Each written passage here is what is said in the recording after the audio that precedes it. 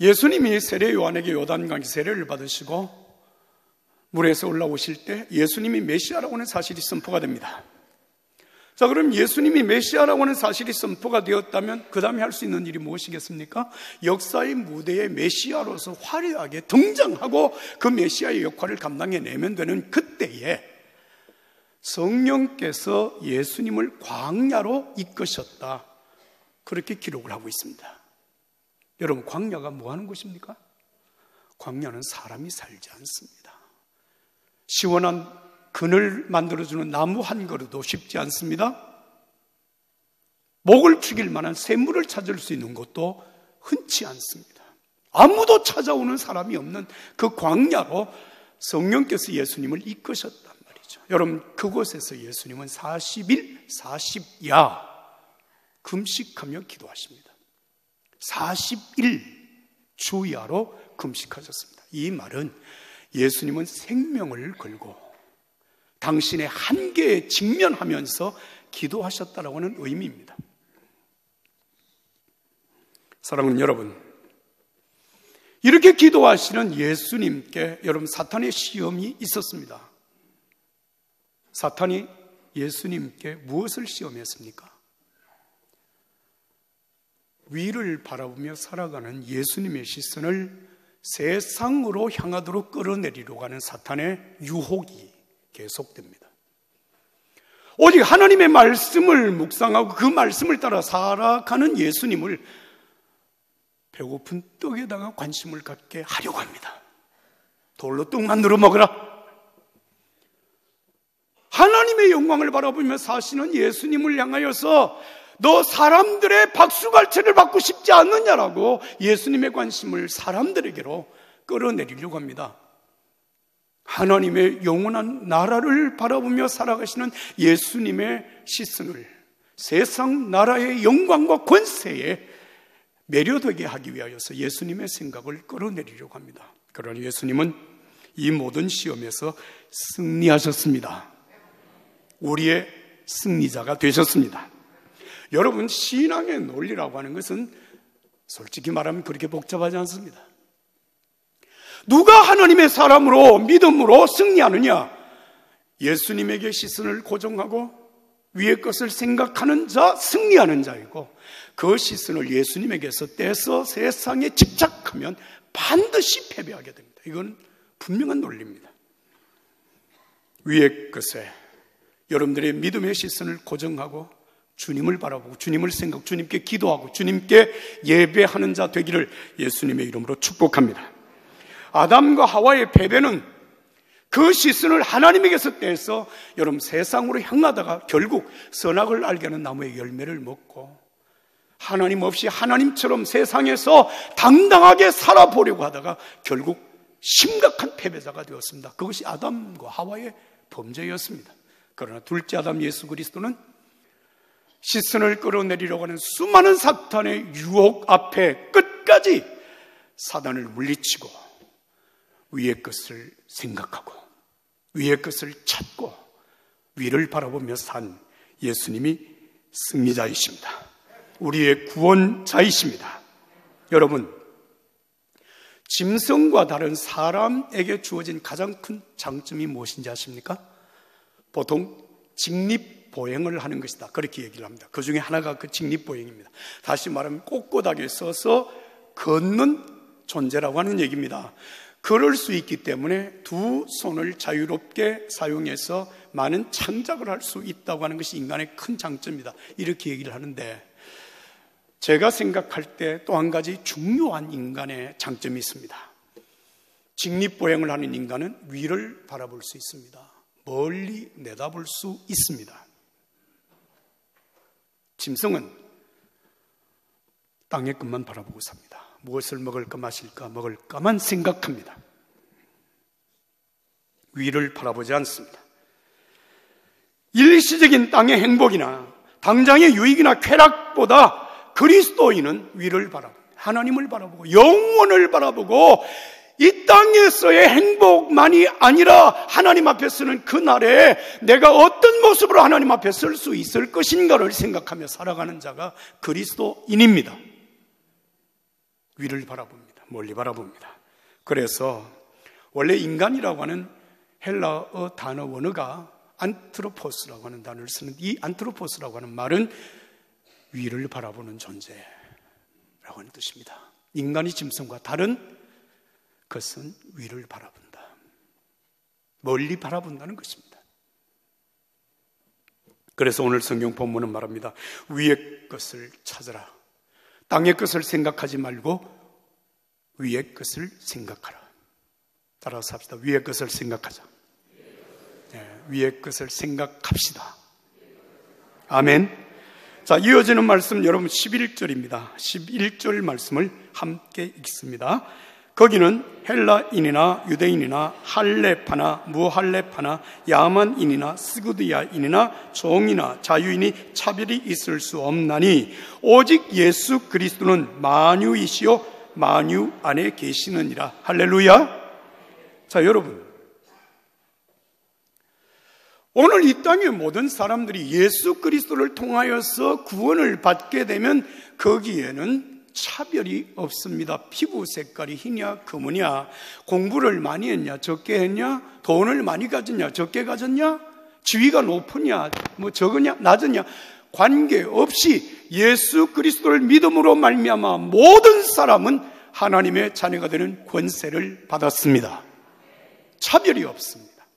전혀 차별이 없습니다. 전능하신 하나님, 창조주 하나님, 우리를 구원하신 하나님을 나의 주, 나의 하나님, 나의 아버지로 섬기며 살아가고, 우리가 과거에 어떠한 존재였든지 간에 예수 그리스도를 믿는 그 믿음으로 십자가의 은혜로 우리 죄 사함을 받고 하나님 앞에 의롭다 인정함을 받은 사람입니다.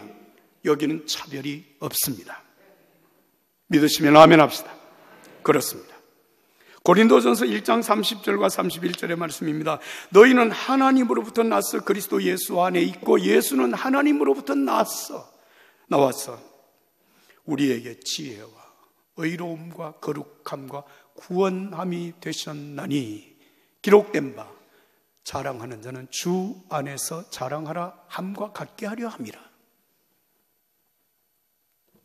사랑하는 여러분, 우리가 하나님의 자녀로서의 정체성을 가지고 하나님의 자녀로서의 긍지와 자부심을 가지고 살아갈 수 있는 그 신앙적인 가치의 근거는 무엇이냐 하면 예수 그리스도입니다.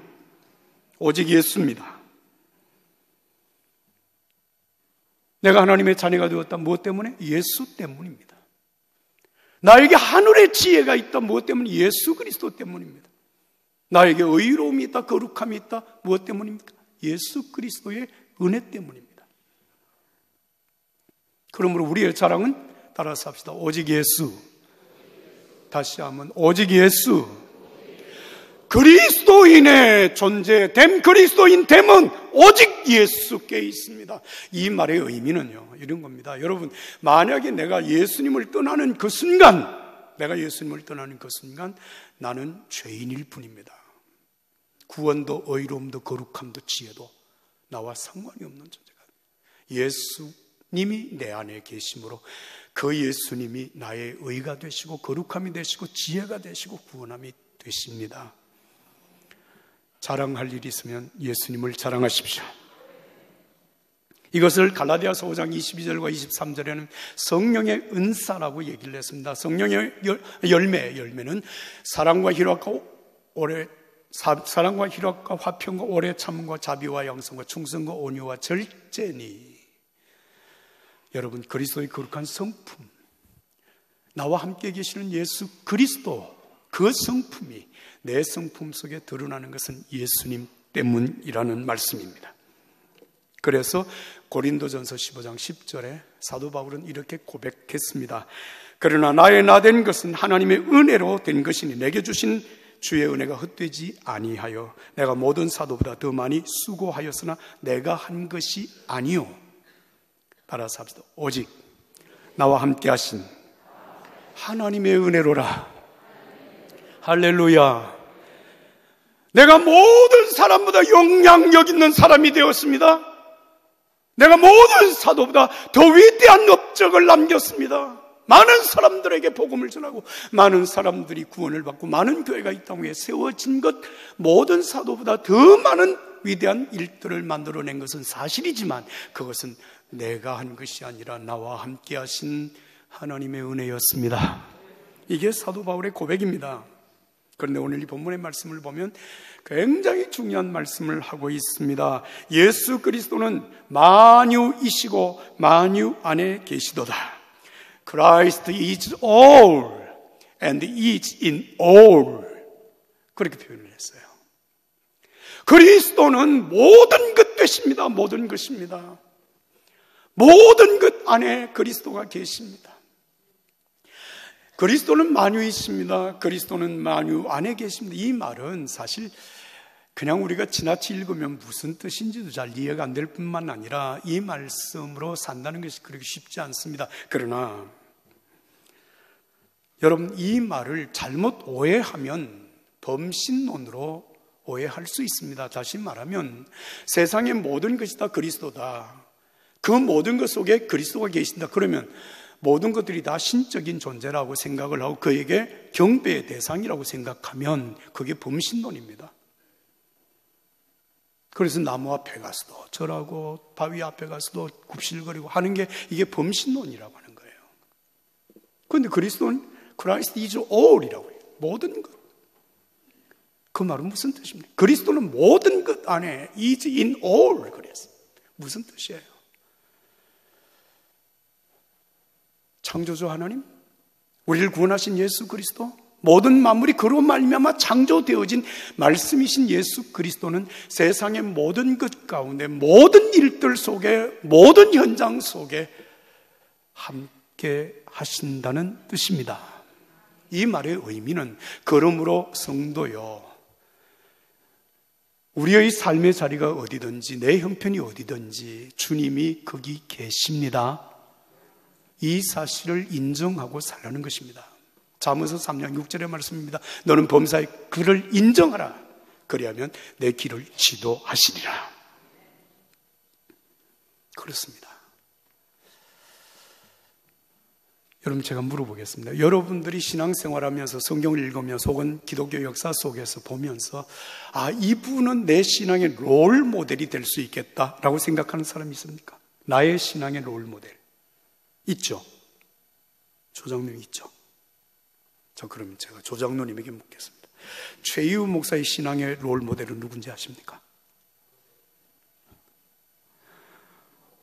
오늘 점심 같이 합시다. 담임 목사의 신앙의 롤 모델을 기억하는 장로님은 복이 있을지어다.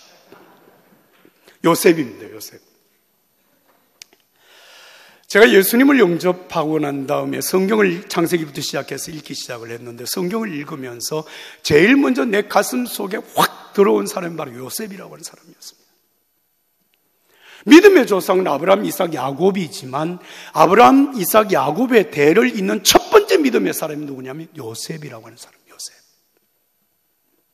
이 요셉에 관한 성경의 기록은 창세기 37장부터 시작을 해서 38장은 아니고 그 다음에 50장까지가 다 요셉에 관한 기록입니다. 이 말의 의미는 아브라함의 기록보다 이삭의 기록보다 야곱에 관한 기록보다 요셉의 기록이 훨씬 더 많다는 것을 말하고 있습니다. 창세기 50장 속에서 요셉에 관한 기록만 10석장을 할애하고 있다는 얘기입니다. 근데 왜 제가 요셉에게 피리 꽂혔느냐 하면, 성경을 처음 읽는데 너무 멋있는 거예요, 사람이. 그래서 그때부터 요셉은 내 신앙의 롤모델이다 이렇게 생각을 했어요. 지금도 변함이 없어요. 요셉의 삶 속에 여러분 계속해서 반복되어 표현되는 한 가지 중요한 용어가 있습니다. 한번 따라서 합시다. 하나님과 함께. 하나님과 함께. 하나님이 함께 하시니라. 이 말씀이 계속해서 반복이 됩니다. 특히 창세기 37장 이후에 50장까지 내용을 보면 요셉과 관계되는 말씀 속에 하나님이라고 하는 단어가 얼마나 소중하게 쓰여졌는가, 제가 세 가지를 여러분들에게 인용해서 드리면, 첫째는 창세기 39장 9절의 말씀입니다. 애굽의 노예로 팔려가서 보디발이라고 하는 시위 대장 집에 노예로 가정총무로 10년 동안 지난 어느 날 보디발의 아내로부터 유혹이 다가왔습니다. 그 유혹 앞에 섰던 요셉이 한 말, 이 집에는 나보다 큰 이가 없으며 주인이 아무것도 내게 금하지 아니하였어도 금한 것은 당신뿐이니 당신은 그의 아내임이라. 그런즉 내가 어찌 큰 악을 행하여 따라서 합시다. 하나님께 죄를 지으리까? 누구에게 죄를 지어요? 하나님께. 주인 보디발에게 죄를 짓는 것이라고 말하지 않습니다. 주인의 아내인 그 아내에게 죄를 짓는 것이라고 생각하지 않습니다. 자기 자신이 죄를 짓는 것이라고 생각하지 아니하고 내가 이 잘못된 일을 행하게 되면 하나님께 죄를 짓는 것이 됩니다. 그러므로 안 합니다. 안 됩니다. 못합니다. 창세기 41장 15절 16절의 말씀은 바로 왕이 꿈을 꾸고 난 다음에 해석하는 사람이 없어 요셉을 불러서 꿈을 해석해달라고 요청을 받았대. 요셉이 한 말입니다. 바로가 요셉에게 이르되 내가 한 꿈을 꾸었으나 그것을 해석하는 자가 없더니 들은즉 너는 꿈을 능히 푼다 하더라. 요셉이 바로에게 대답하여 이르되 내가 아니라 따라서 합시다. 하나님께서 바로에게 편안한 대답을 하시리라. 꿈 해석을 누가 해요? 요셉, 내가 할 수 있는 게 아닙니다. 나와 함께 하신 하나님이 왕의 꿈을 정확하게 해석해 드릴 것입니다. 그런 말입니다. 하나님이 하신다는 거예요. 후에 요셉이 애굽의 총리가 되었습니다.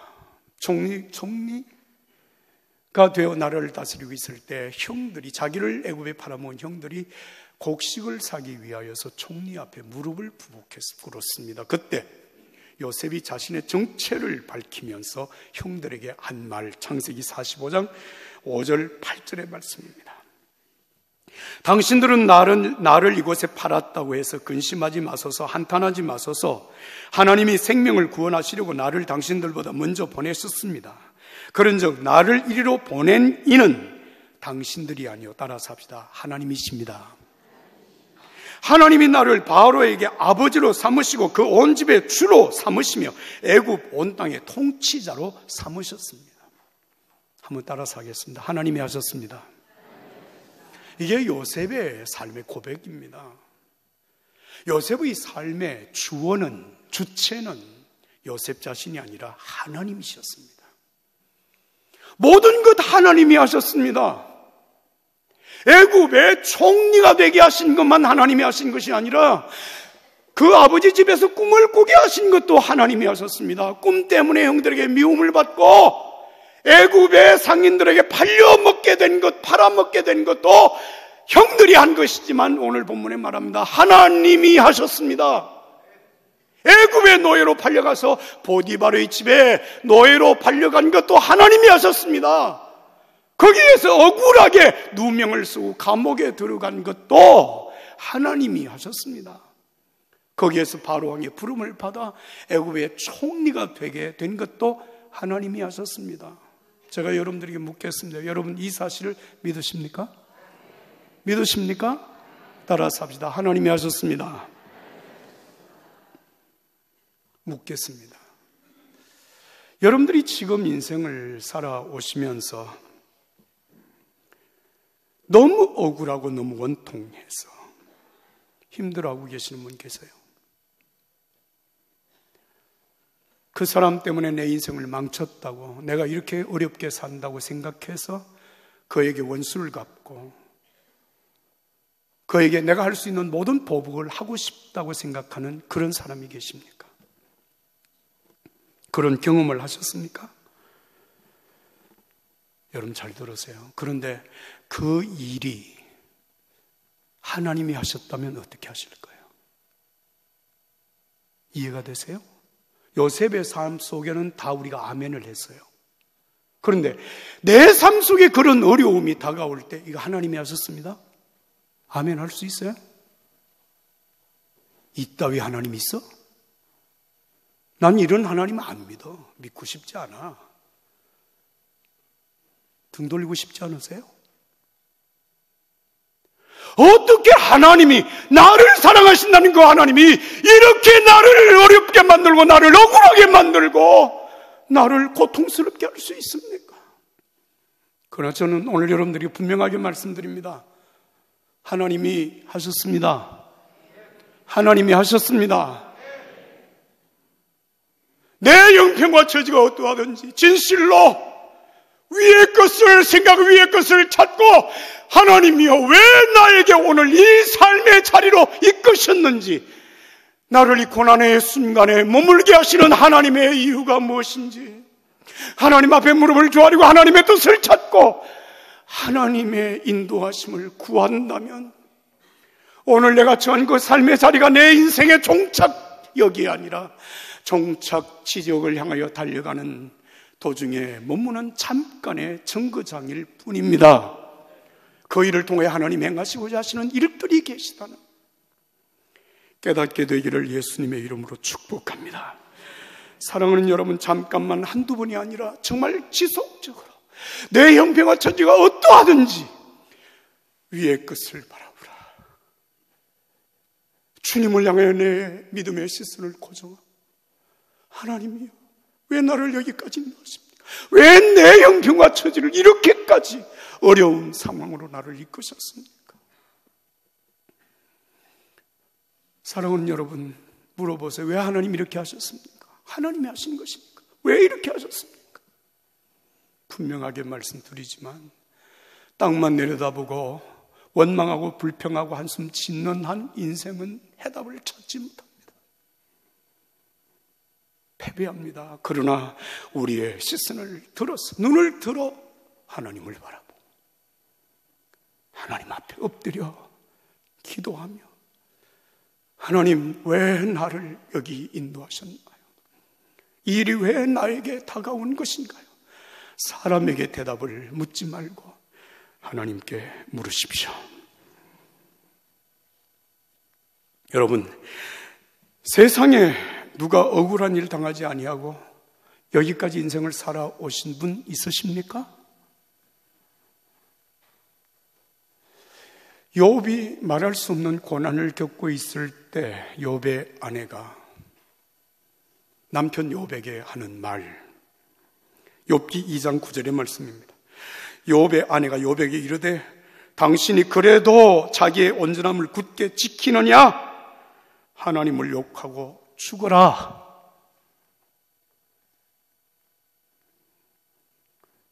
욥기 2장 10절의 말씀 욥의 대답입니다. 그대의 말이 한 어리석은 여자의 말 같도다.